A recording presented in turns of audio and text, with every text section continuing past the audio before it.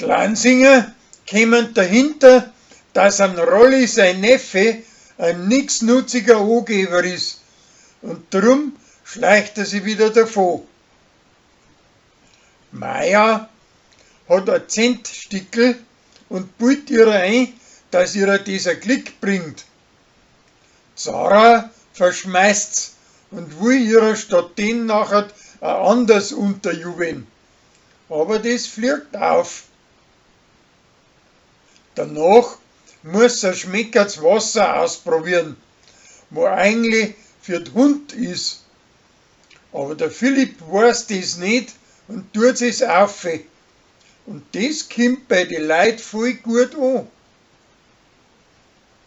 Der Wirt und der Brei spendieren Billetten für ein Bolzerspiel von der Weltmeisterschaft in Mexiko. Und den Wettstreit gewinnen der Hacki und sein Späsi.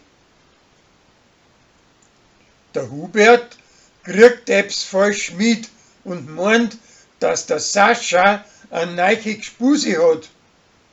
Da ist aber nichts dran und drum pflanzt er ihm recht.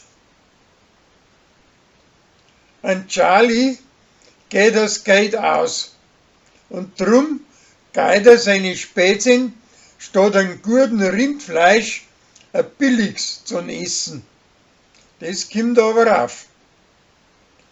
Danach möchte er bei der Tina einziehen, weil das billiger kommt als wir im Wirtshaus. Die muss aber nachher hübsch lang an Philipp hinreden, bis dem das recht ist.